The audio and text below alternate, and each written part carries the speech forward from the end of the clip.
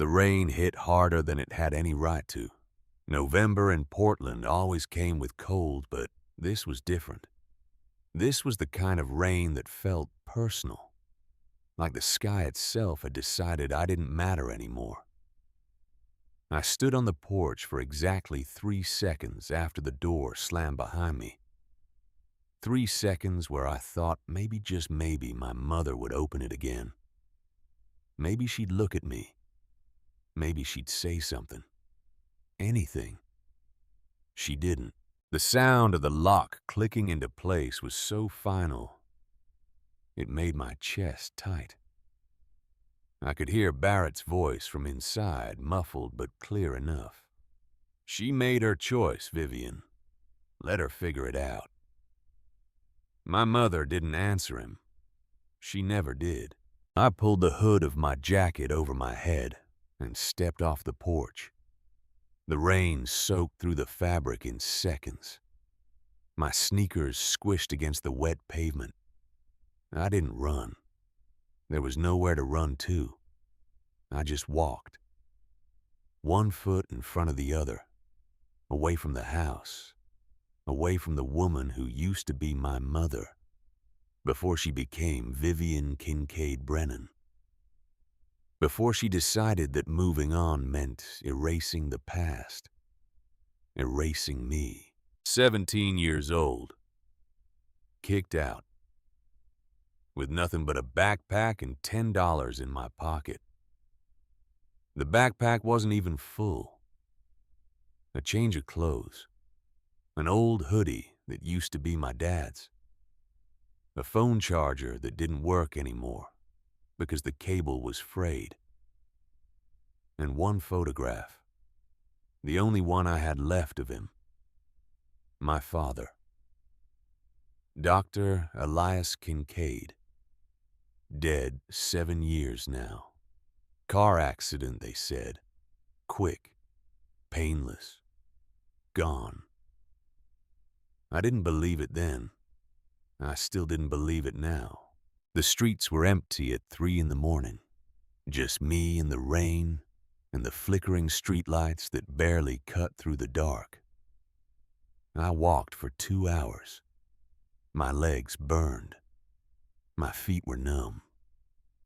But I kept going because stopping meant thinking and thinking meant feeling, and I couldn't afford to feel anything right now. I ended up at a gas station on the edge of town. Grove Street. The kind of place people only stopped at when they had no other choice. 1 pump. Flickering neon sign. A bathroom around back that probably hadn't been cleaned in a decade. I sat down on the curb near the dumpsters, pulled my knees to my chest, and tried to ignore the cold seeping into my bones. That's when I saw it. Parked near the far corner of the lot, half hidden in the shadows, was the saddest excuse for a vehicle I'd ever seen. A 1987 Winnebago RV, rust eating through the sides. Windows cracked and taped over with plastic. Tires so flat they looked like they'd given up years ago. And taped to the side, flapping in the wind, was a handwritten sign. For sale. $10. I actually laughed. Out loud. It came out harsh and bitter, the kind of sound that didn't belong to a 17-year-old girl. $10. For that. I had exactly $10. $9.63 to be exact. I'd counted it twice already. You looking to buy? I jumped. Turned my head. A man stepped out from behind the RV. Older. Maybe late 50s, early 60s. Greasy jacket. Boots that had seen better days. Eyes that looked like they hadn't slept in years. He was holding a cigarette, but it wasn't lit. I don't have $10, I said. My voice came out quieter than I wanted. He looked at me for a long moment. Really looked. Not the way Barrett looked at me like I was a problem to be solved. Not the way my mother looked at me like I was a reminder of something she wanted to forget. This man looked at me like he was seeing something he recognized, something familiar. "How much do you have?" he asked. I reached into my pocket, pulled out the crumpled bills and the handful of coins, counted it again even though I already knew. $9 and some change. He took a drag from the unlit cigarette. Habit, maybe, or something to do with his hands. "Why do you even want this thing?" he asked. I looked back at the RV, at the rust, at the broken windows, at the tires that would probably explode if you tried to drive it, because I don't have anywhere else to go. The truth hung in the air between us, heavy, undeniable. He studied my face for another long moment. Then he sighed, reached into his pocket and pulled out a small set of keys, tossed them to me. I caught them barely. $9, he said. "Take it." I stared at the keys in my hand. Cold metal, worn smooth. Really, really. He turned to walk away, then stopped, looked back at me. His expression changed. Something serious. Something that made my stomach twist. "Listen," he said. "There's one thing you need to know." My chest tightened. "What?" He hesitated, like he was deciding whether to say it at all. Then he leaned in, slightly lowered his voice. "There's a door inside that RV, locked. Been that way for years." I blinked. "A door?" "Yeah." He nodded. "Never opened it. Never wanted to." A chill ran through me, and it wasn't from the rain. "What's behind it?" He stepped back, already turning away. Not my problem anymore. And just like that, he walked off, disappeared into the shadows near the far side of the lot. I stood there for a long moment, keys in my hand, rain still pouring, heartbeat faster than it should have been. A locked door inside a broken RV. It didn't make sense. None of this did.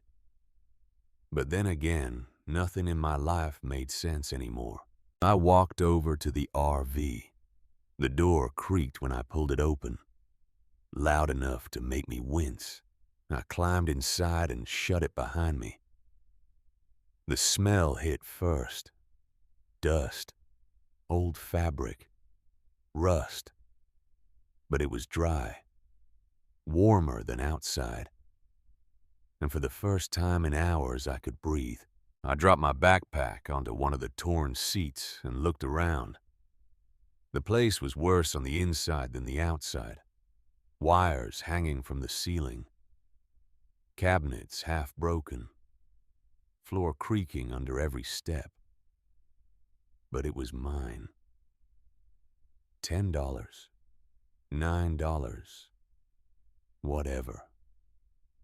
It was mine. I walked toward the back slowly. There was a narrow hallway, and at the end of it a door, different from the rest of the RV, metal, old, locked. My heart started pounding. That must be it. The door he was talking about.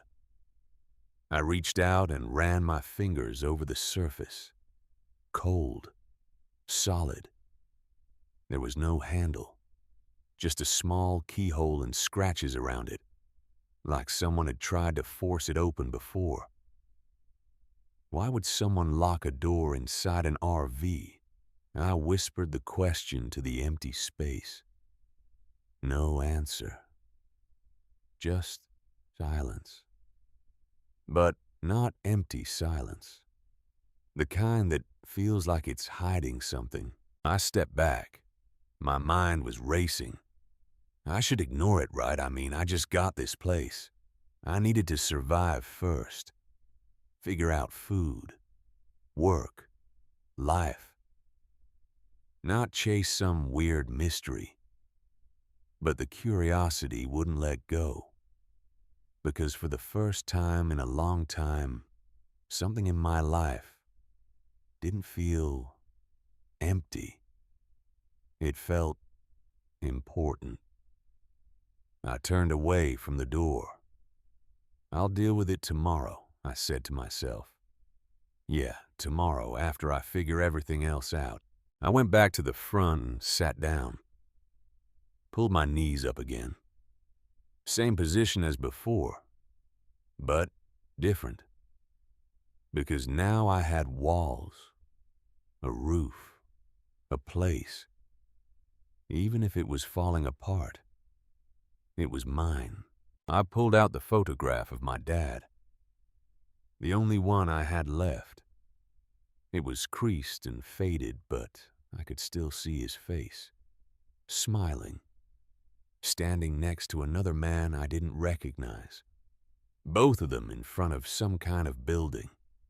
I'd stared at this photo 1,000 times over the years trying to remember his voice, his laugh, the way he used to call me Roro when I was little.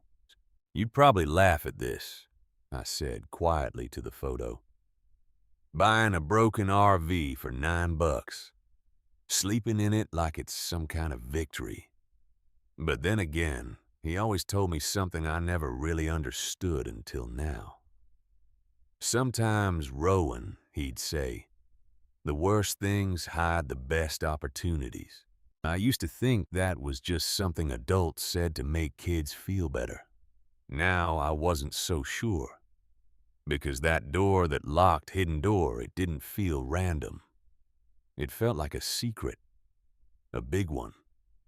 And I had a feeling whatever was behind it was gonna change everything. I just didn't know yet if it would save me or destroy me. I didn't sleep that night. Not really. Every time I closed my eyes, I saw that door. Not just the door itself, but what might be behind it. Money, junk, something illegal, or worse. Something that would get me in trouble just for finding it. The rain finally stopped sometime around dawn, but the silence that followed was even louder. Every creak of the RV made my heart jump. Every gust of wind felt like someone trying to get in. And somewhere in the back of my mind, there was this quiet voice, whispering the same thing over and over. Open it. By morning, I felt like I hadn't slept at all. My stomach was twisting from hunger. My head was pounding, and reality hit hard. I had $9 yesterday. Now I had nothing. No food, no job, no future. Just a broken RV and a locked mystery. Focus, I muttered, rubbing my face. Survive first, then worry about secrets. I grabbed my backpack and stepped outside. The world looked different in daylight, less dramatic, less emotional, just normal. People driving to work, kids heading to school, life moving on like nothing happened, like I didn't exist. I spent the next few hours walking around, asking for small jobs, cleaning, carrying boxes, anything. Most people didn't even let me finish my sentence. A few gave me looks like I was already trouble. One guy at a mechanic shop finally threw me a chance. Clean the back lot, he said. His name was Eddie. Older, gruff, but not cruel. $20.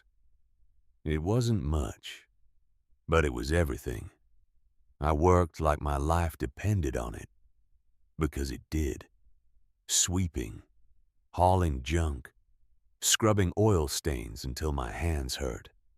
By the time I was done, my shirt was soaked in sweat. My arms were shaking, but I had $20 in my hand. And for the first time since last night, I felt something close to control. I bought the cheapest food I could find. Bread, peanut butter, water. Then I went back to the RV. My RV. Still couldn't believe that part. As I stepped inside, that smell hit again. Dust, rust. But now it felt different, familiar, like I belonged there. I sat down, ate slowly, trying to make it last. But even while chewing, my eyes kept drifting back to that hallway, to that door. No, I said out loud. Not yet. But my voice didn't sound convincing, even to me. I tried to distract myself, cleaned a little, organized what I had. Checked the cabinets. Most were empty, except one. In the corner. Half-broken door hanging loose. Inside, I found something. A small metal box. Old, rusty, but intact. My heart skipped. Okay, that's new. I pulled it out carefully. It wasn't locked. Just stuck. I pried it open. Inside, nothing valuable. No money, no gold. Just papers. I almost dropped it in disappointment. But something made me pause. The papers weren't random. They were neatly stacked, tied together with a faded string, like someone wanted them to be found. I untied it, started flipping through. Most of it looked like old receipts, notes, random scribbles, until I saw a name. My hands froze. My breath caught. No way. I flipped back, looked again. Same name, clear as day. Dr. Elias Kincaid. My father's name. My heart started racing. That's not possible. I whispered it like saying it louder would break it. I dropped onto the seat, staring at the papers. Page after page, his name kept showing up. Dates, addresses, numbers I didn't understand. But it was him. It had to be. How I leaned back, mind spinning. This RV, this random broken RV had something connected to my dad. No, that didn't make sense. He died 7 years ago. Far from here. Different life. Different world. Unless I didn't know the full story. That thought hit like a punch. Because suddenly everything I thought I knew about him felt shaky. I grabbed the photo from my backpack. Compared it to the name again. Same spelling. Same initials. Everything. Okay. I exhaled slowly. Think. Maybe it was just coincidence. Common name. Could happen, right? But deep down, I knew it wasn't. Because that door. That locked door. And now this. It was too much to be random. I stood up, heart pounding again. Walked toward the hallway. Slower this time. More careful.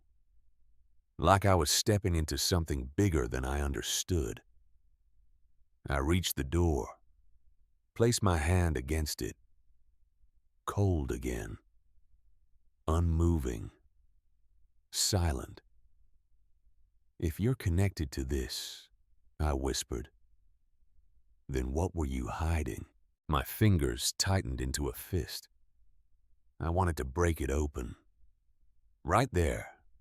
Right then. Forget everything else. Just force the truth out. But then, reality hit again. Hard. If something illegal was inside, if this was connected to something dangerous, I could lose the only thing I had. Or worse. I stepped back, breathing heavy. Not like this, I said. I need to be smart. For the first time, this didn't feel like curiosity anymore. It felt like a puzzle, a dangerous one. I went back to the papers, looked closer. There were patterns, numbers repeated, addresses circled. One location showed up more than the others, over and over again, almost like it mattered. I grabbed a pen from my backpack, wrote it down, stared at it. 4750 Industrial Boulevard, Portland, Oregon. It wasn't far. Maybe a couple miles. My mind started connecting pieces. What if this wasn't just about the RV? What if this was something my dad left behind? Something unfinished. And somehow I ended up here. The thought gave me chills. But also something else. Purpose. For the first time since I got kicked out, I didn't feel lost. I felt like I was on the edge of something. I looked back at the door one more time. Still locked. Still silent. Still waiting. Whatever you're hiding, I said quietly, I'm going to find it. Maybe not today. Maybe not tomorrow. But soon. Because now it wasn't just about survival anymore. It was about the truth. And I had a feeling the truth was worth a lot more than $9. I didn't go to sleep that night either. It wasn't fear keeping me awake. It was something sharper. That address I found in the papers. Why was it written so many times, and why was my dad connected to it? I wasn't gonna wait. I needed answers. And that address was the first place to start. The walk took almost an hour. Empty sidewalks, long, quiet roads. Every step filled with questions I couldn't answer yet. The air was cold but clean, like the world had shifted overnight. I wasn't just surviving anymore. I was chasing something. When I finally reached the location, I stopped. This has to be wrong, I muttered. Because standing in front of me wasn't some abandoned building or run-down place like the RV. It was the opposite. Tall glass windows, cameras on every corner, security gates, and a sign right out front. Varex Corporation. My stomach dropped. This wasn't just weird anymore. This was big. I moved closer, staying near the edge of the sidewalk, trying not to draw attention. People in suits walked in and out like it was just another normal day. Employees used key cards. Security rotated shifts. Everything about this place was tight, controlled. They didn't want just anyone walking in. Why would my dad's name be connected to this place? He wasn't rich. He wasn't a businessman. He barely made enough to get by. So what was this? I pulled out the papers again. Checked the address. No mistake. Same one. 4750 Industrial Boulevard.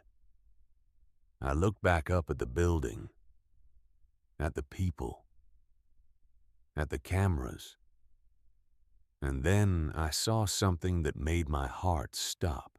A man stepped out of the building, mid-40s, maybe early 50s, sharp suit.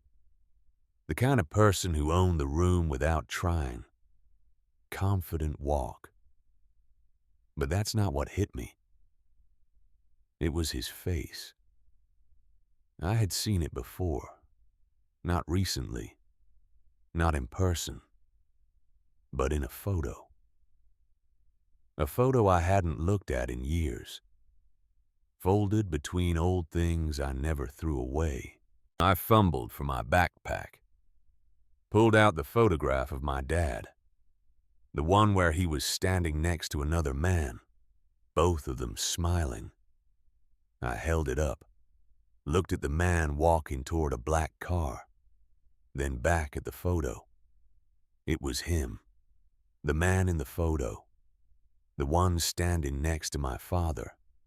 That was the same man walking out of the building right now. My chest tightened. Breathing got heavier. That's him. The realization hit hard. This wasn't just connected to my dad. This was personal. I watched as he got into the car. Before he did, he paused, looked around. For a second, our eyes almost met. I quickly looked down, heart pounding. The car drove off. And just like that, I had a face, a connection, a lead, but also a new problem. Because people like him don't just exist in the same world as people like me. And if he was connected to my dad, then whatever this was, it was bigger than I thought. Way bigger. I stayed a little longer, trying to calm my thoughts, trying to figure out the next move. Then something else caught my attention. A delivery truck pulling into the side entrance. The gate opened. The truck rolled in slowly, and for a split second the inside was visible. Boxes, equipment, and a hallway. My eyes narrowed. There was a moment, small, easy to miss, but I caught it. A door inside that hallway, metal, old, different from everything around it, just like the one in my RV. No, I whispered. It couldn't be. Or could it? That same type of door. In a place like this, that wasn't coincidence. That was a connection, a direct one. I stood up slowly. Everything inside me was screaming now. This wasn't just about my dad. This wasn't just about some old papers. This was something real, something hidden, and somehow I was right in the middle of it. I walked back faster this time, mind racing, pieces coming together.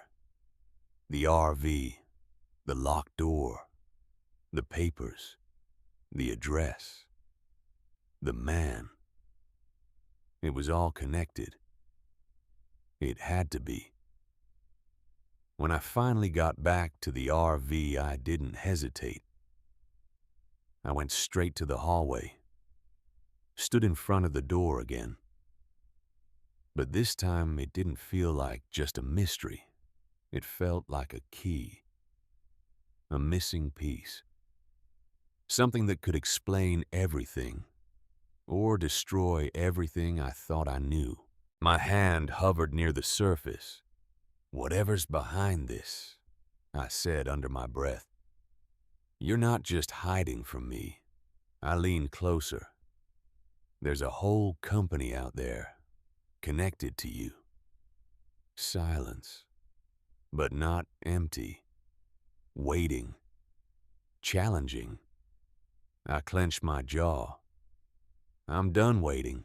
I stepped back, looked around, grabbed a rusty metal bar from the corner, came back to the door, raised it. paused for just a second, because deep down I knew this was it. The moment everything changed.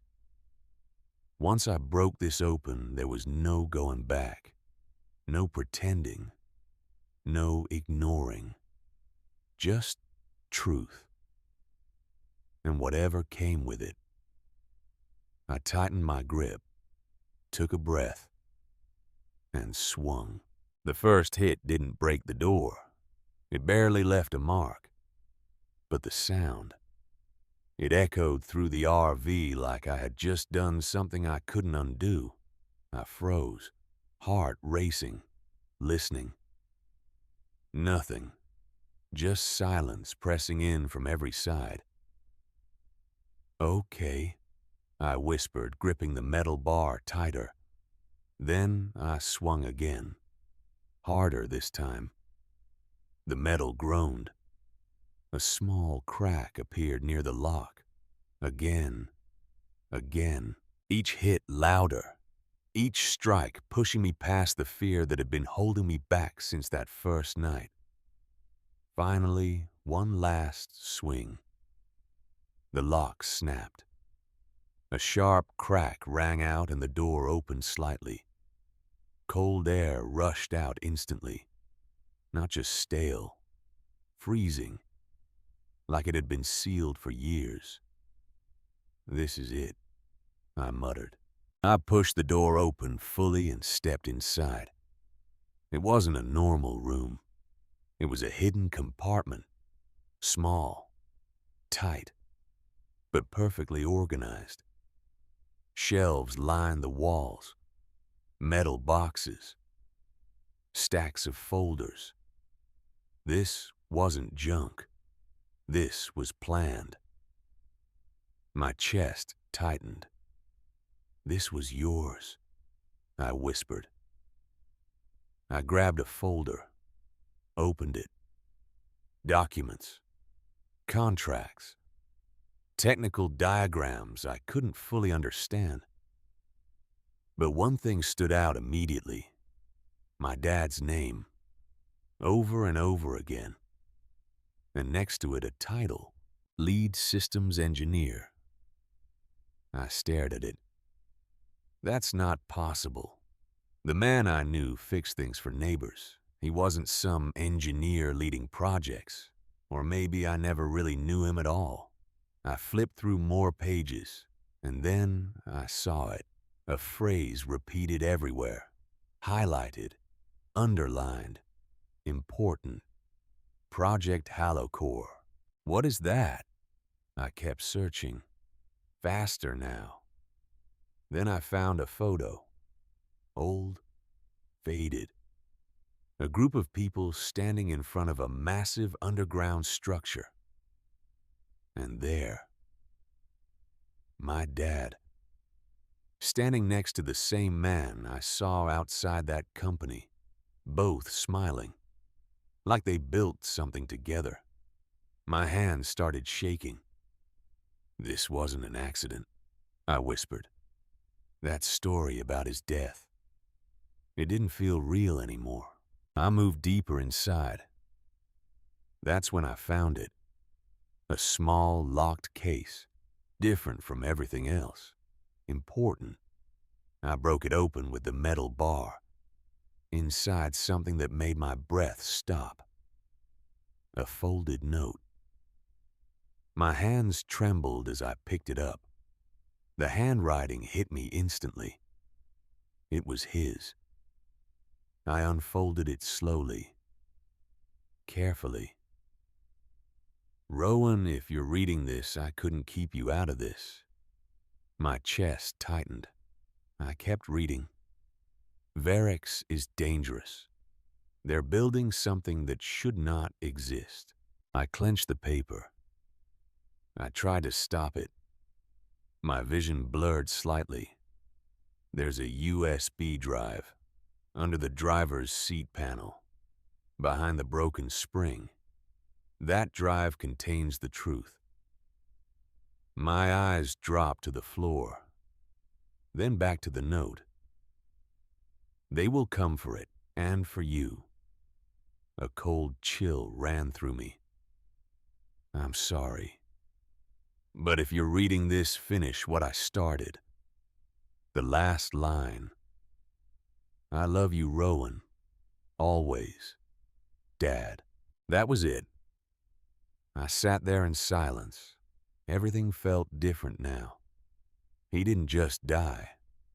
He was silenced. And now I had what they wanted. I folded the note carefully, put it in my pocket. Then I walked back to the front of the RV, knelt down by the driver's seat, felt around the panel underneath. My fingers found a loose edge. I pulled. It came free. And there behind a broken spring was a small USB drive, black, unmarked, except for 3 letters scratched into the side. E.K. Elias Kincaid. They're coming, I whispered. My grip tightened around the drive. Let them. Because for the first time, I wasn't running anymore. I was ready. The USB drive felt heavier than it should have. Small piece of plastic and metal. Couldn't have weighed more than a few grams. But sitting in my palm, it felt like the weight of everything. My father's last words, his final message, the truth he died protecting. I held it up to the light coming through the cracked RV window. The letters scratched into the side were rough, done in a hurry. E.K. Elias Kincaid. My dad. A man I thought I knew. A man who fixed radios and taught me how to change a tire and made pancakes on Sunday mornings. Not a lead systems engineer. Not someone involved in something called Project Halocore. Not someone who got killed for knowing too much. But here it was. Evidence. Proof. Something. I needed to see what was on it. I grabbed the old laptop from the hidden room. Dusty. Ancient. But it still turned on. The screen flickered to life with a low hum.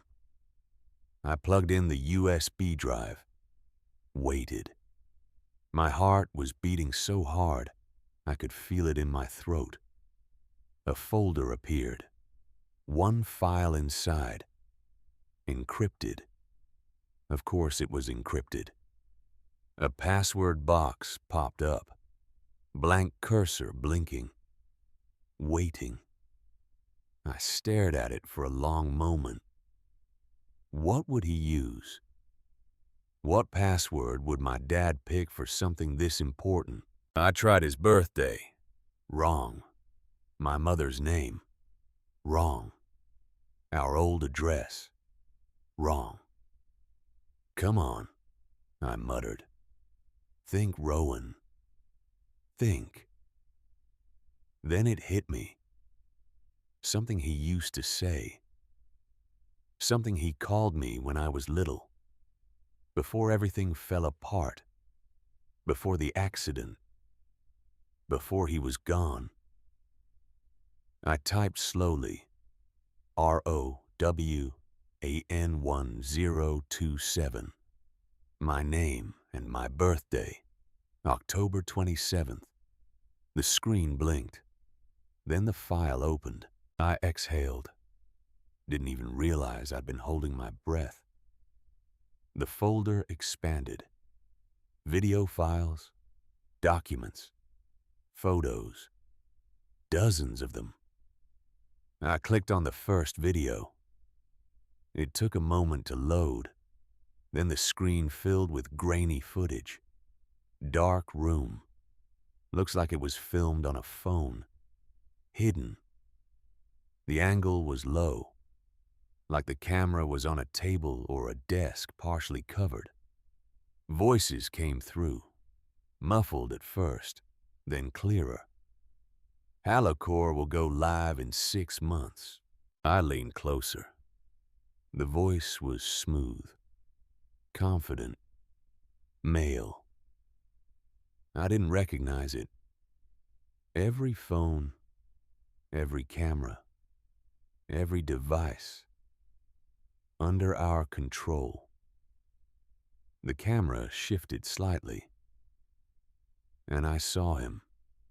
The man from the building, the one in the photo, sharp suit, cold eyes, standing at the head of a conference table, other people sitting around him, all in suits, all listening. Governments will pay billions, he continued. Private sector even more. This isn't just surveillance. This is total information dominance. Another voice, quieter, uncertain. What about the ethical concerns? The man smiled. Not a warm smile. A predator's smile. Ethics don't build empires, Thomas. Thomas, my dad. I grabbed the edge of the laptop, hands shaking. That was my dad's voice. I hadn't heard it in 7 years. 7 years of silence, of trying to remember what he sounded like. And now here it was, recorded, preserved, evidence. This is mass surveillance, my dad said. His voice was steady, firm. You're talking about violating the privacy of millions of people, without consent, without oversight. The man at the head of the table leaned forward. We're talking about security, Dr. Kincaid, about keeping people safe. You're either with us or against us. Then I guess I'm against you. Silence on the video. The kind that fills a room like smoke, thick, suffocating. The man's smile disappeared. That would be a mistake. The video cut off. I sat there staring at the black screen. My hands were trembling. My whole body felt cold. That man, the one who threatened my dad, the one who stood at that table like he owned the world. I needed to know who he was. I opened another file, a document. Employee directory, Verex Corporation. I scrolled through names, titles. Then I found it. Victor Hale, Chief Executive Officer. There was a photo next to the name. Same man, same cold eyes, same predator smile. I clicked on another video file. This one was dated 2 weeks before my dad died. October 15th, 2019. The footage was shakier, like my dad was walking, filming while moving. He was in some kind of facility, underground maybe. Concrete walls, harsh fluorescent lights. He turned a corner, and there it was. A door, metal, old, with scratches around the lock, just like the one in the RV. My breath caught. I watched as my dad approached it. He looked around, made sure no one was watching. Then he pulled out a key, unlocked it, went inside. The camera showed a small room, servers, equipment, screens displaying code I didn't understand. My dad's voice came through barely a whisper. This is HaloCore, the core system. If they activate this, there's no going back. He moved closer to one of the servers, started typing on a keyboard. I'm copying everything, every file, every line of code, every communication. If something happens to me, someone needs to know the truth. The video shook. Footsteps in the distance. My dad turned off the screen, pulled out a small USB drive, the same one I was holding now. He pocketed it. Then he looked directly at the camera, directly at me 7 years later. "Rowan," he said, "if you're watching this, I'm sorry. I'm so sorry I couldn't protect you from this. But you're strong, stronger than you know. Finish what I started. Stop them. I love you." The video cut to black. I closed the laptop, sat there in silence. The RV suddenly felt smaller, like the walls were closing in. My dad didn't die in a car accident. He was murdered. Silenced.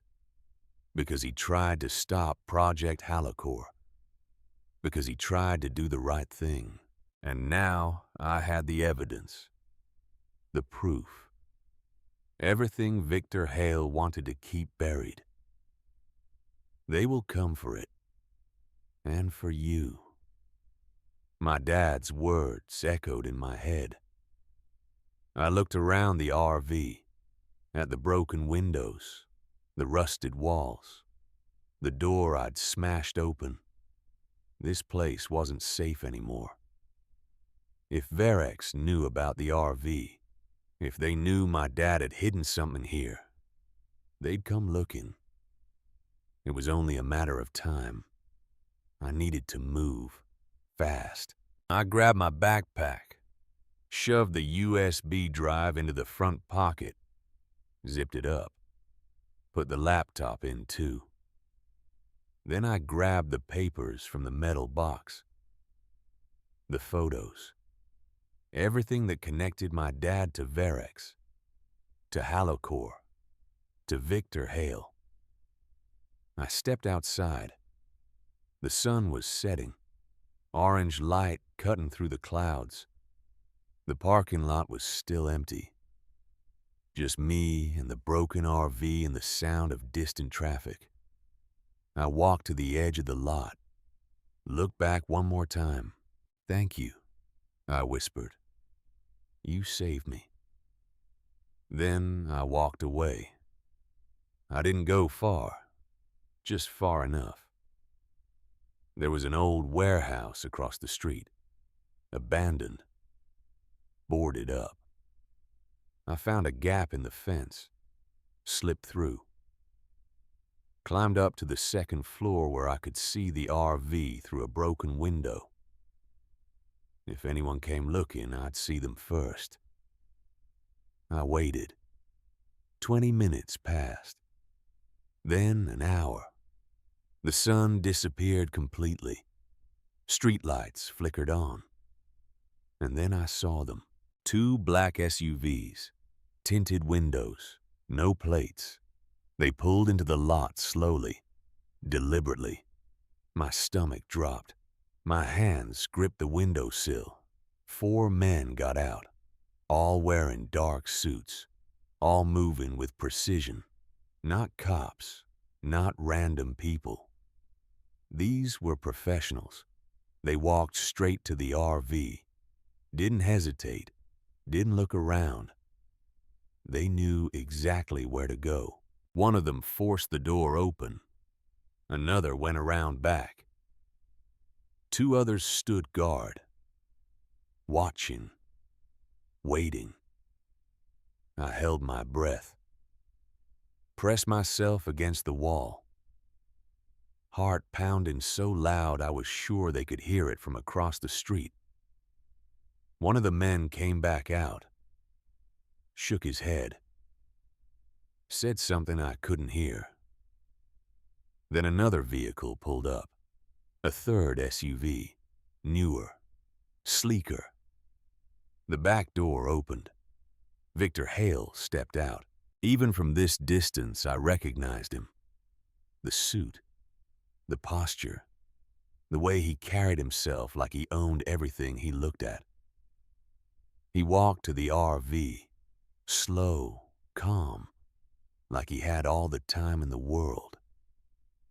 He stopped at the entrance, looked inside, then turned around and looked right at me. No, that wasn't possible. I was too far, too hidden. But the way he stood there, the way his eyes scanned the area, it felt like he knew, like he could sense me watching. He pulled out a phone, spoke into it. I couldn't hear the words, but I didn't need to. His expression said everything. He was angry. No, not angry. Annoyed. Like this was an inconvenience. Like my dad's death. Like my life. Like all of it was just a problem to be solved. He got back in the SUV. The men climbed into the other vehicles. And they left. Just like that. Gone. I stayed pressed against the wall for another 10 minutes, making sure they weren't coming back, making sure it was safe.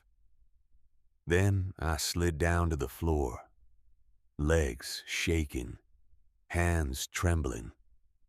They knew. They knew about the RV. They knew something was hidden there. And they knew I had it. I pulled out the USB drive, stared at it.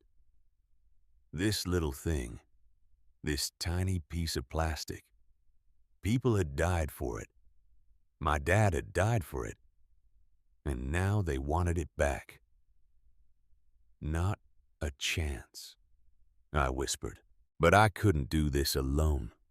I couldn't fight Verex by myself. I needed help. I needed someone who could take this information and do something with it. Someone who could make people listen. I thought about the note my dad left. The one in the hidden room. He said to be careful. To not trust Verex. To not trust Hale. But he didn't say don't trust anyone. There had to be someone. Someone who could help. Then I remembered. The man who sold me the RV. Dalton Mercer. The way he looked at me. The way he knew about the door. The way he said, not my problem anymore. Like it used to be his problem. I needed to find him. It took me 2 days to track him down. 2 days of asking around, checking old records at the library, following leads that went nowhere. But finally, I found an address. A trailer park on the outskirts of Portland. Run down. Forgotten. The kind of place people went when they didn't want to be found. I knocked on the door of trailer number 47. Waited. No answer. Knocked again. Louder this time. Go away, a voice called from inside. Rough. Tired. Dalton Mercer, I called back. Silence. Then footsteps. The door opened a crack. Just enough for me to see his face. The same man. Older looking now. More worn. Like the last 2 days had aged him years. You? He said. Not surprised. Just resigned. I figured you'd come. I need your help. He laughed. Bitter. Harsh. Help. That's what your father said, too. Right before it got him killed. You knew my father. It wasn't a question. He looked at me for a long moment, then opened the door wider. Get in, before someone sees you.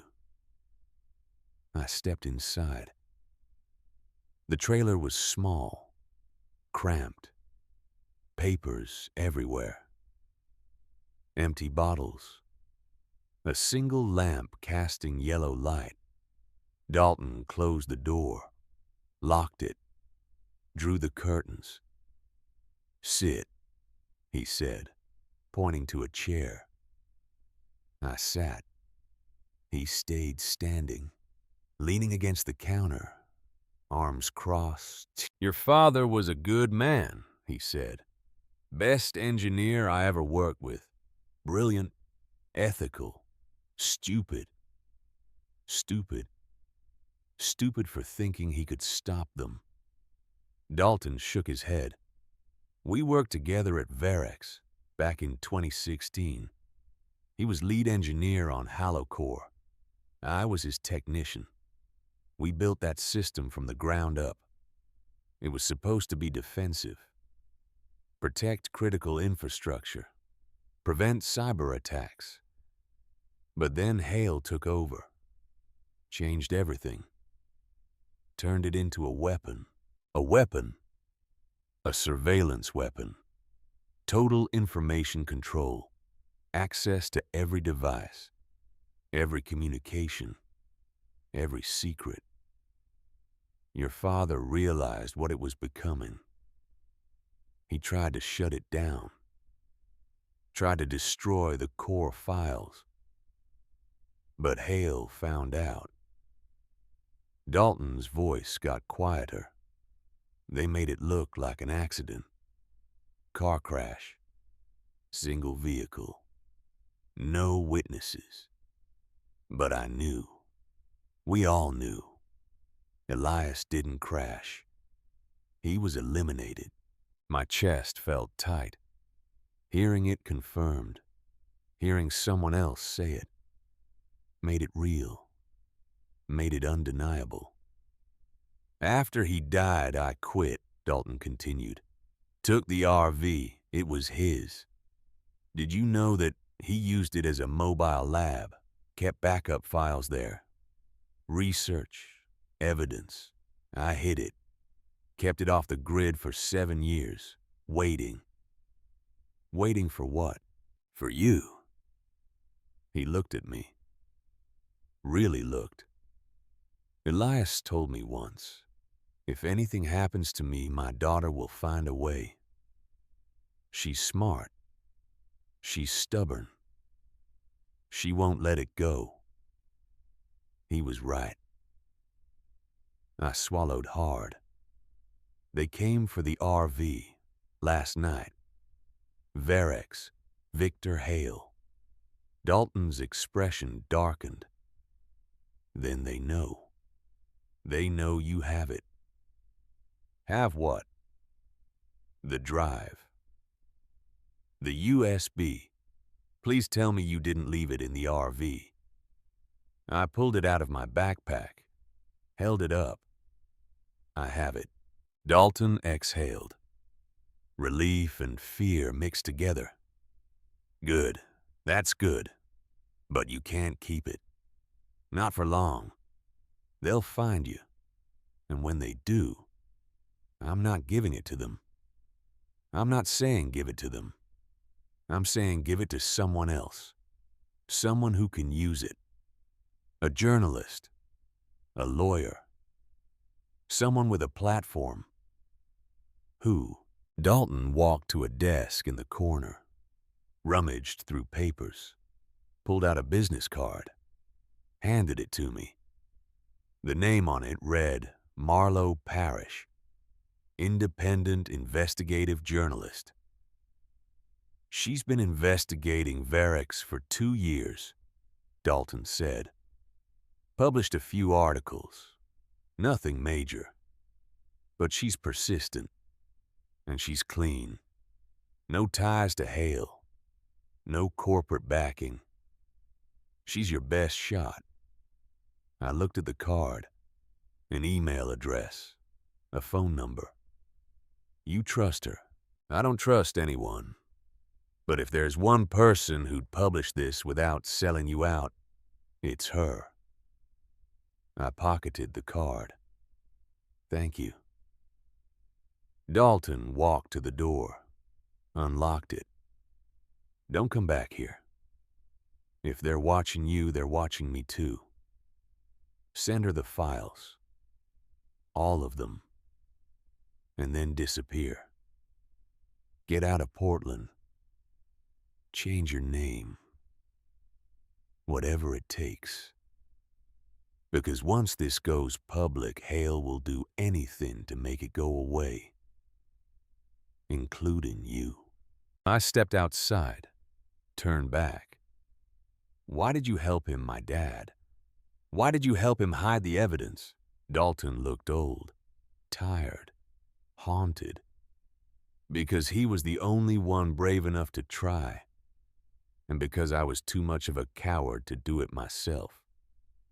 He closed the door, and I was alone again. I found an internet cafe 3 miles away.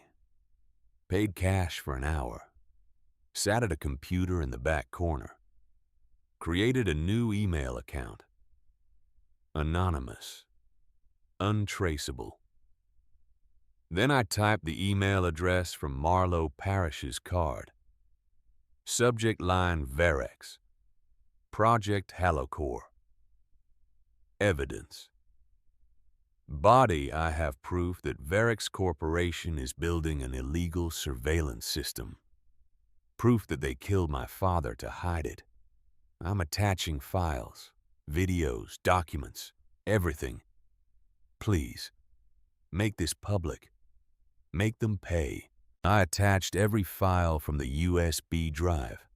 Dozens of videos. Hundreds of documents. Technical schematics. Communications. Everything. Then I hovered over the send button. This was it. Once I sent this, there was no going back. No pretending. No hiding. Verex would know. Victor Hale would know. And they would come for me. But my dad didn't run. He stood his ground. He fought. And he died for it. I clicked send. The email disappeared. Uploaded. Gone.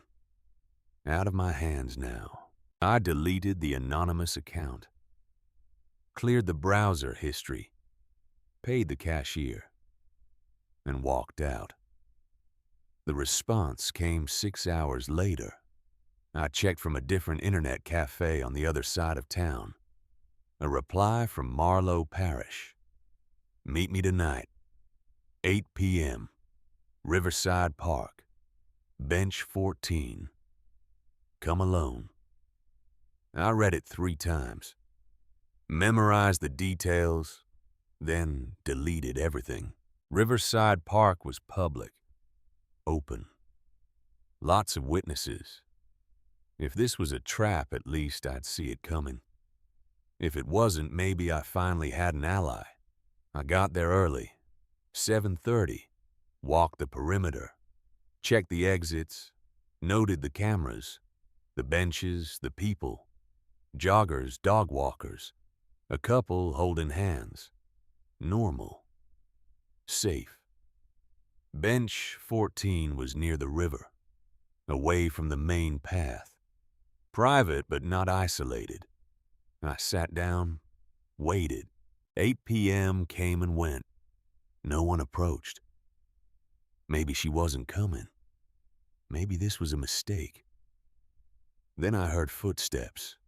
A woman, mid-30s, dark hair pulled back, leather jacket, jeans, boots. She carried a bag over one shoulder. She looked around, careful, then walked straight to the bench, sat down next to me. "Rowan Kincaid," she asked. Her voice was low, steady. "Marlowe Parish." She nodded, pulled out a tablet from her bag. "I've been going through your files for the last 5 hours. I've read the documents, watched the videos, cross-referenced names and dates. And I have one question. What How are you still alive? I didn't have a good answer for that. She turned the tablet toward me. On the screen was a photo. Victor Hale. Next to him, a list of names. People who'd worked at Verax. People who'd left. People who'd died. My dad's name was on the list. So were 6 others. All of them are dead, Marlowe said. Car accidents, heart attacks, suicides, all within 5 years. All of them worked on Project Halocore. All of them tried to leave or speak out. My stomach turned. He killed them all. Not directly, but yes. Victor Hale made them disappear. And now you have the one thing that can prove it. So you'll publish it. Marlowe looked at me. Really looked. Not with pity. Not with doubt. With respect. If I publish this, Verax will come after both of us. My career will be over. Possibly my life. Are you sure you want that? I thought about my dad. About the note he left. About his voice on those videos. About 7 years of lies. Yes, I said. I'm sure. Marlowe nodded. Then I need 24 hours. I need to verify sources. Contact my editor. Build a case that's airtight. Can you stay hidden for one more day? I've been hiding my whole life. She smiled. Small. Sad. Your father would be proud of you. She stood up, walked away, disappeared into the park. And I was alone again. But not for long. I felt it before I saw it. That prickling on the back of my neck. The sense that someone was watching. I turned slowly. Scanned the park. Nothing obvious. Just people. Normal people. But something was wrong. Then I saw it. A black SUV. Parked across the street. Tinted windows. Engine running. My heart dropped. They found me. I stood up. Walked quickly toward the north exit. Didn't run. Running would draw attention. Just walked. Fast. Purposeful. The SUV started moving. Following. I turned down a side street. Residential. Houses. Trees. Fences. The SUV turned too. I started running.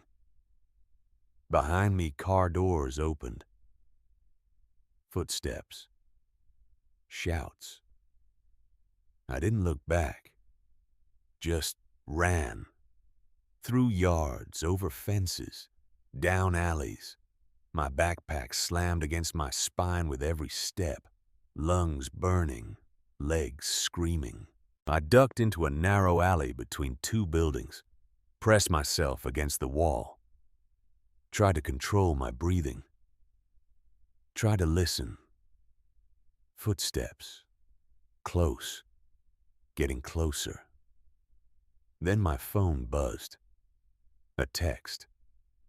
Unknown number. They're tracking your phone. Destroy it. Now. I pulled the phone out, stared at it. How did they? It didn't matter. I smashed it against the wall. Once. Twice. The screen shattered. I stomped on it until it was pieces. Then I threw the pieces into a dumpster. The footsteps stopped. Silence. I waited. 5 minutes. 10. Finally, I heard the SUV drive away. I slid down the wall, sat in the alley, shaking, exhausted. 24 hours. That's all I needed. One more day. Then Marlowe would publish the story. Then the world would know. Then my dad's death would mean something. I just had to survive until then. I spent the night in an old parking garage, 3rd level, behind a concrete pillar where I could see both stairwells. No phone, no way to contact anyone. Just me and the USB drive and the constant fear that they'd find me before morning came. Sleep didn't happen. Every car that drove by, every footstep echoing through the concrete, every shadow that moved. My body was exhausted, but my mind wouldn't stop. Couldn't stop. Because stopping meant thinking about what came next. And what came next was terrifying. 24 hours. That's what Marlowe said. 24 hours and she'd publish everything. Expose Verex. Expose Victor Hale. Expose Project Halocore. My dad's death wouldn't be in vain. His sacrifice would mean something. I just had to stay alive long enough to see it happen.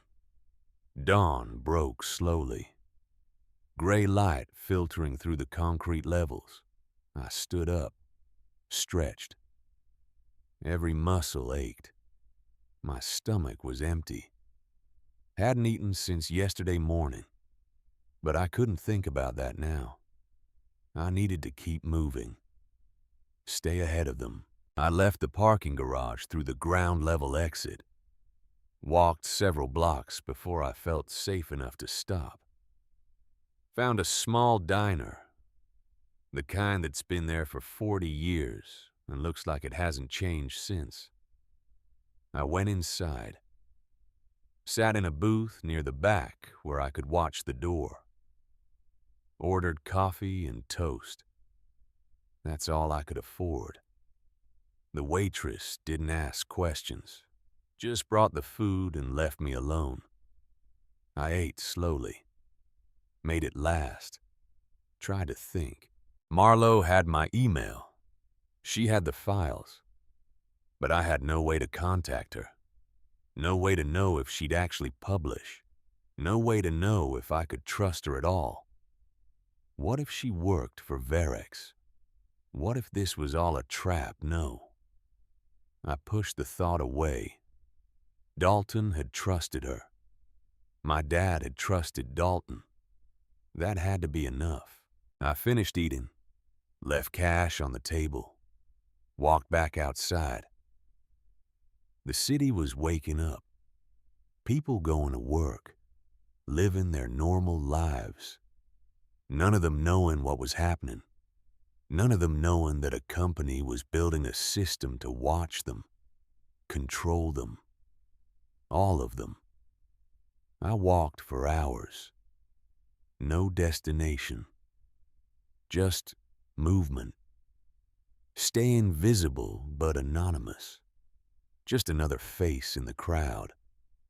Just another teenager with a backpack. Nothing special. Nothing worth noticing. Around noon, I found a library. Public. Safe. Cameras, but also witnesses. I went inside. Found a computer in the corner. Logged in with a guest account. Opened a web browser. Searched for Marlowe Parrish. Her website came up. Independent journalist. Portland-based. Specializing in corporate corruption and government oversight. Articles going back 3 years. Most of them small stories. Local corruption. Environmental violations. Nothing major. But all of them thorough. Well-researched. Honest. I clicked on her bio. There was a photo. Same woman from the park. Dark hair. Serious expression. The text below described her background. Former reporter for a major newspaper. Left to go independent after her editor killed a story about pharmaceutical fraud. Since then, she'd been publishing on her own, building a reputation, making enemies. She was real. She was legitimate. I had to believe that. I closed the browser, cleared the history, stood up to leave. That's when I saw him, standing near the entrance, watching. One of the men from the SUV, dark suit, earpiece, eyes scanning the library, methodically, row by row. He hadn't seen me yet, but he would. I ducked down, moved between the shelves, keeping low, keeping quiet. My heart was hammering. I reached the back of the library. Emergency exit. I pushed through. Alarm blared, didn't matter. I ran. Out into an alley. Left, right. Through a parking lot. Over a fence. I didn't stop until I was 6 blocks away. Didn't stop until my lungs were burning and my legs were shaking and I couldn't run anymore. I collapsed against a wall, gasping for air. They were everywhere. How many people did Varex have looking for me? How much money were they spending to find one 17-year-old girl with a USB drive? Enough. The answer was enough. Because what was on that drive was worth billions, and my life was worth nothing to them. I needed to get off the streets, needed to find somewhere safe, somewhere they wouldn't think to look. I thought about going back to the RV, but they'd be watching it. Thought about finding Dalton, but I'd put him in enough danger already. Thought about just giving up, turning myself in, handing over the drive. No, my dad didn't give up. He fought until they killed him. And I wasn't going to dishonor that by running away now. I kept walking, aimless, lost, until I found myself back at Riverside Park. Same place I'd met Marlowe. Same bench. I sat down, pulled my knees up to my chest, watched the river flow past, steady, constant, uncaring. Hours passed. The sun moved across the sky. People came and went. Joggers, families, couples, all of them oblivious, all of them safe in their ignorance. Then my backpack buzzed. I froze, reached inside, pulled out the laptop, the old one from the RV. I'd forgotten it was in there. It was still on. Battery almost dead, but still functioning. And there was a notification on the screen. New message. I clicked it. An email. From Marlowe Parish. Sent through an encrypted service I didn't recognize. It's done. Story goes live in 2 hours. Portland Tribune online first, then national syndication. I've sent copies to 3 other journalists as backup. Varex can't stop it now. Stay safe. You did it. I read it 3 times. 4 times. It's done. The story was going live. In 2 hours, the world would know. Victor Hale would be exposed. Project Halicore would be public. My dad's death would be avenged.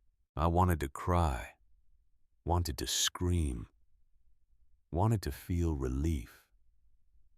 But all I felt was empty, tired, scared. Because this wasn't over. Not really. Variks wouldn't just roll over. Victor Hale wouldn't just accept defeat. They'd fight back. Deny everything. Discredit Marlowe. Discredit me. And if they couldn't do that, they'd make us disappear. Just like they did to my dad. I closed the laptop, put it back in my backpack, stood up. 2 hours. I just needed to survive 2 more hours. Then it wouldn't matter if they found me. The truth would be out. Unstoppable. I started walking, away from the park, toward downtown, where there were more people, more cameras, more witnesses. Harder to make someone disappear in broad daylight. But I only made it 3 blocks. The SUV came out of nowhere, pulled up beside me. Doors opened. 2 men got out. I turned to run, but there were 2 more behind me, blocking my path. I was surrounded. Rowan Kincaid. The voice came from inside the SUV, smooth, calm, familiar. Victor Hale. He stepped out. Same suit, same cold eyes, same predator smile. He looked at me like I was a problem, an equation to be solved, nothing more.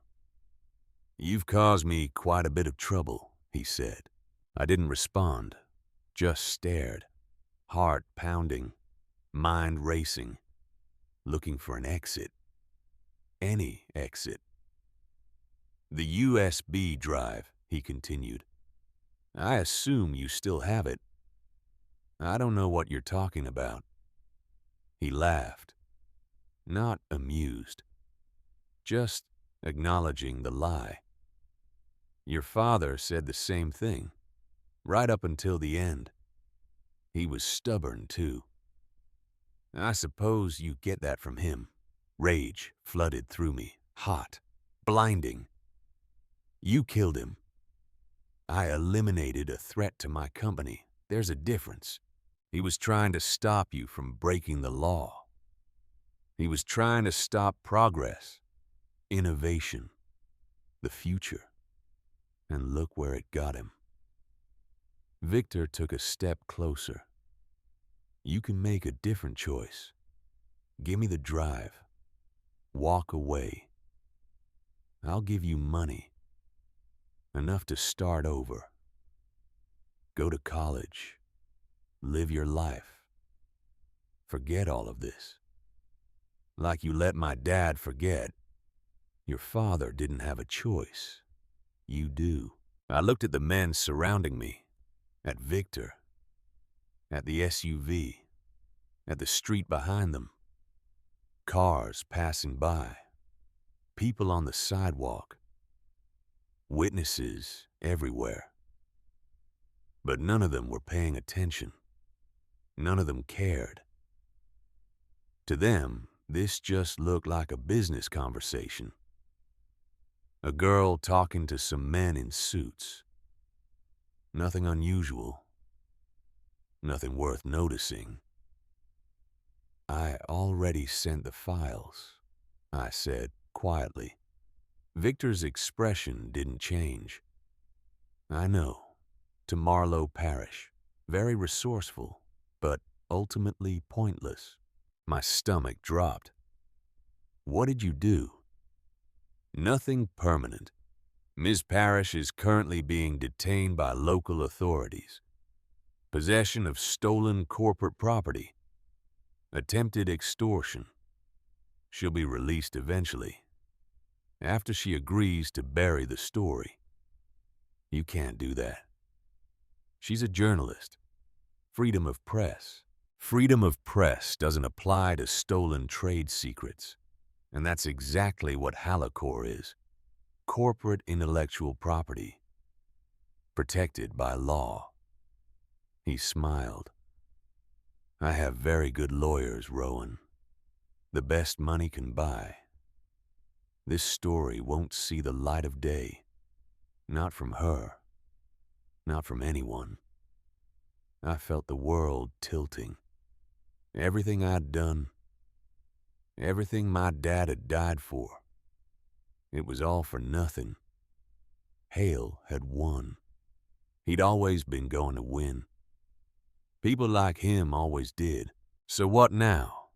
I asked, voice hollow, defeated. You kill me too.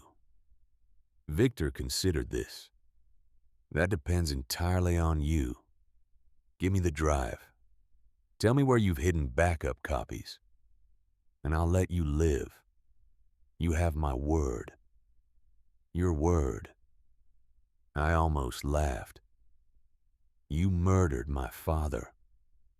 I eliminated a security threat. This is just business, nothing personal.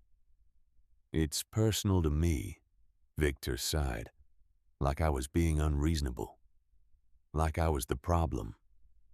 Then I suppose we're at an impasse. He nodded to one of the men. The man stepped forward, reached for my backpack. I jerked away, but another man grabbed my arm, held me still. The first man unzipped the backpack, reached inside, pulled out the laptop. Check it, Victor said. The man opened it. The battery was dead now. Wouldn't turn on. He shook his head. Nothing. Victor's eyes narrowed. Where's the drive? I didn't answer. Where is it? His voice was harder now, sharp, dangerous. I met his gaze, didn't flinch. Somewhere you'll never find it. That was a lie. The drive was in my jacket pocket, had been the whole time. But I wasn't going to tell him that. Wasn't going to give him the satisfaction.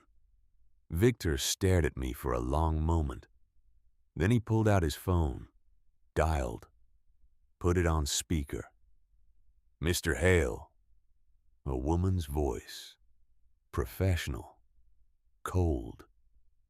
Initiate Phase 2, Victor said. Confirmed. Phase 2 active. He hung up, looked at me. You have 24 hours. After that, your mother's mortgage goes into foreclosure. Her bank accounts freeze. Her medical insurance cancels. Everything she has disappears. And she'll never know why.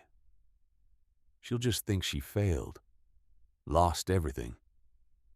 Unless you give me that drive. I felt sick. You're threatening my mother. I'm giving you motivation. 24 hours. Then we move to Phase 3. And Phase 3 involves your mother's new husband, Mr. Brennan. I believe he has a contracting business.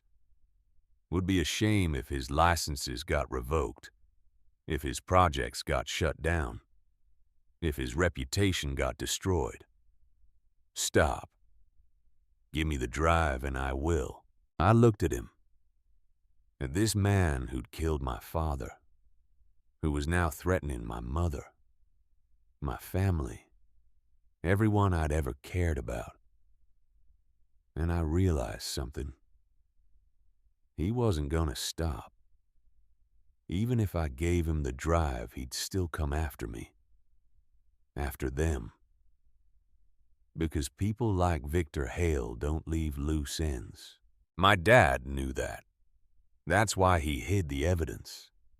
That's why he left me the note. Because he knew I'd have to finish it.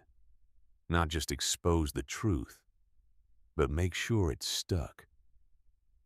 Make sure Hale couldn't bury it. I took a breath, steadied myself.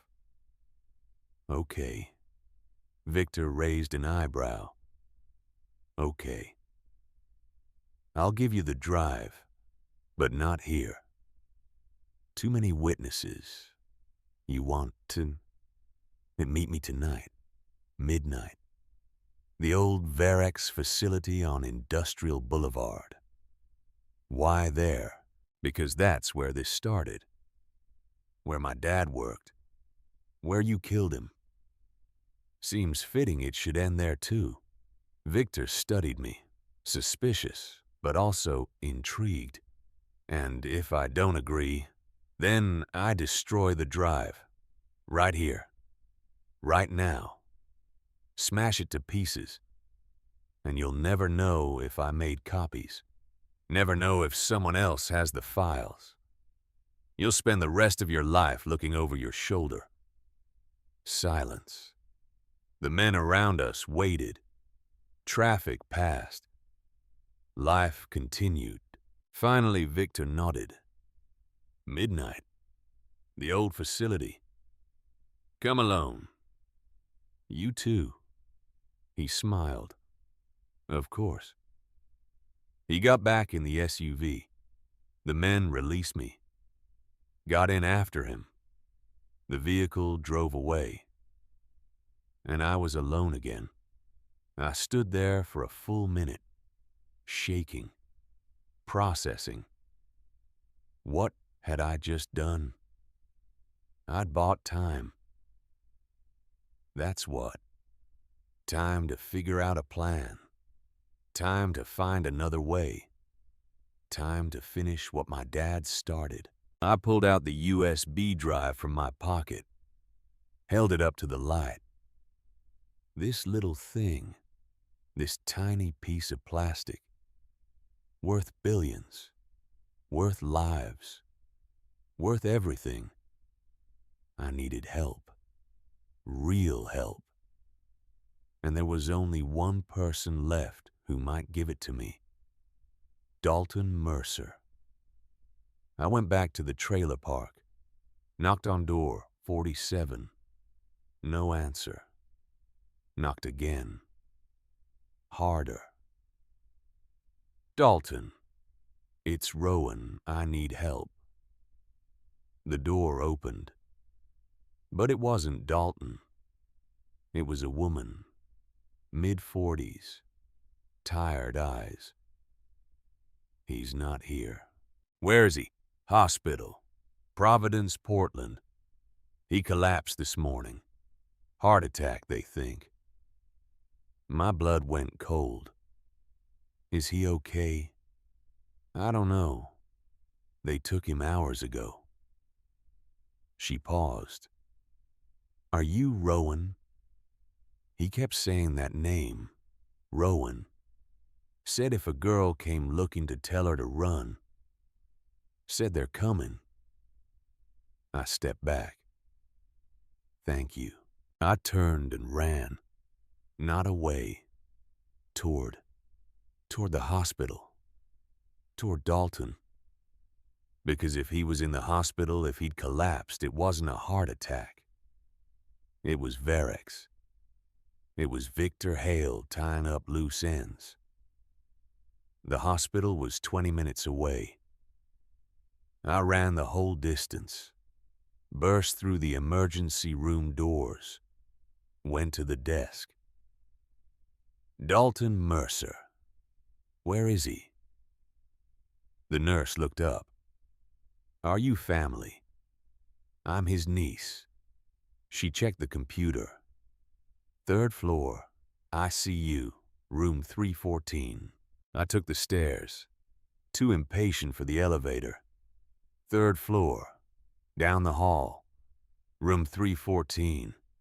I pushed through the door. Dalton was there, lying in bed. Pale, wires and tubes connecting him to machines. His eyes were closed. But when I entered, they opened, focused on me. Rowan. His voice was weak, barely a whisper. I moved to his bedside. What happened? Hale's men found me this morning, injected something, made it look natural.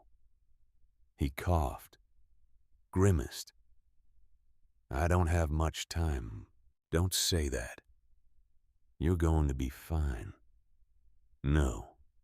He shook his head slightly. I'm not. But that's okay. I made my peace. He reached out, grabbed my hand. His grip was weak, but desperate. Listen, your father, he didn't just leave you the USB drive. What do you mean? The door. In the RV. The locked door. You broke the lock. But there's something else. Something you didn't find. I found the hidden room. The files. The note. Not that. He coughed again. Harder. The door itself. Look at the hinges. Bottom left. There's a compartment. Hidden. Your father built it. Put something inside. Something important. What? A key. Physical key. Coded. Opens the main server room at Varex, the original facility, where Halocor started. His breathing was getting shallower. If you want to stop them, really stop them, you need to access that server. Upload a kill code. Your father wrote it. It's on the USB drive. File named Midnight Protocol. Midnight Protocol. I'd seen that file. Thought it was just another document. The key, Dalton continued. Get it. Go to the facility. Destroy Halocor from the inside. It's the only way. Dalton, your father was brave. Braver than me. Braver than anyone I knew. He'd be proud of you, Rowan. So proud. His eyes closed. The machines around him started beeping. Nurses rushed in, pushed me out of the room. I stood in the hallway, numb, watching through the window as they worked, trying to save him. But I already knew. He was gone. Just like my dad. Just like everyone who'd tried to stand up to Victor Hale. I turned away. Walked down the hall. Down the stairs. Out of the hospital. The sun was setting. Orange light cutting through the clouds. I checked the time. 7 p.m. 5 hours until midnight. 5 hours to find the key. Get to the facility. And end this. I went back to the RV lot. The tape was still there. Police tape now. Do not cross. I ignored it. Ducked under. Went to the RV. The door was still broken. I went inside. Straight to the back. To the metal door. It was hanging open. Half off its hinges from when I'd smashed the lock. I knelt down. Examined the bottom hinge. Ran my fingers along the edge. There. A seam. Almost invisible. I pried at it with my fingernail. It popped open. Inside was a small space. And in that space was a key. Not a normal key. This one was electronic, card style, with numbers etched into the side. H-Core-01. I'd seen those numbers before. In my dad's notes. In the files. Halocor 01. The original core server. I pocketed the key. Checked my backpack. Laptop dead. But I still had the USB drive. Still had everything I needed. I pulled out the drive, plugged it into the laptop, found a way to charge it from the RV's auxiliary battery. It took forever to boot up. But finally the screen came to life. I opened the USB drive, scrolled through files, found it. Midnight Protocol. Double-clicked. A program opened. Lines of code, instructions, and a message at the top. If you're reading this, I'm gone. This protocol will destroy Halocore from the inside. Upload it to the main server. Run it. The system will delete itself. All backups, all copies, everything. But you only get one shot, and you need physical access. The key I left you will get you in. Finish this, Rowan. I love you. Dad. I read it twice, memorized it. Then I closed everything. Unplugged the USB drive. Put the laptop back in my backpack. Stood up. Midnight. The old Varex facility. Victor Hale would be there, waiting for me, expecting me to hand over the drive, to surrender. He had no idea what was coming. I left the RV one last time, walked through the lot, through the streets, toward Industrial Boulevard. The facility was 5 miles away. I walked the whole distance. Took 2 hours. Gave me time to think, to prepare, to accept what might happen. I might not walk out of there. Hale might kill me. But if I could upload the protocol, if I could destroy Halocore, then my dad's death would mean something. My death would mean something. That was enough. The facility came into view. Old concrete building, mostly abandoned. Windows dark, but I could see lights inside. Movement. They were there, waiting. I checked my watch. 11:58 p.m., 2 minutes to midnight. I walked to the front entrance. The door was unlocked. I pushed it open, went inside. The hallway was dark. Emergency lights casting red shadows. I followed them deeper into the building, downstairs, through corridors, until I reached a door, metal, heavy, with a card reader next to it. I pulled out the key, slid it through the reader. The light turned green. The lock clicked. The door opened.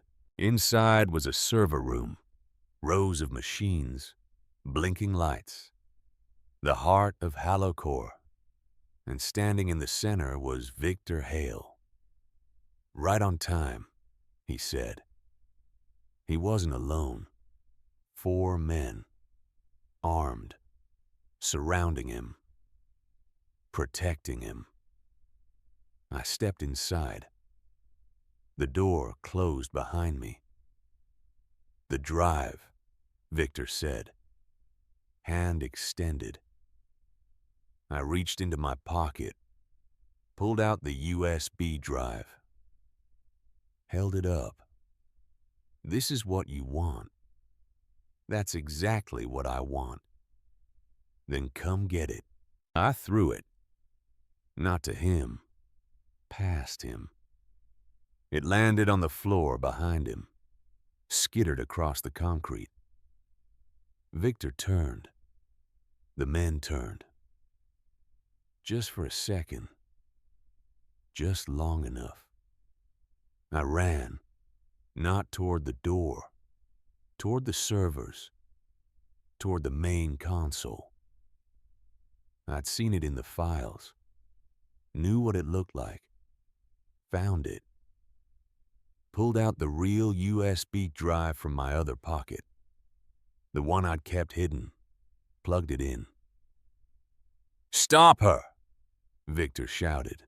The men moved, but I was faster. I opened the file. Midnight Protocol. Double-clicked. A prompt appeared. Execute yes/no.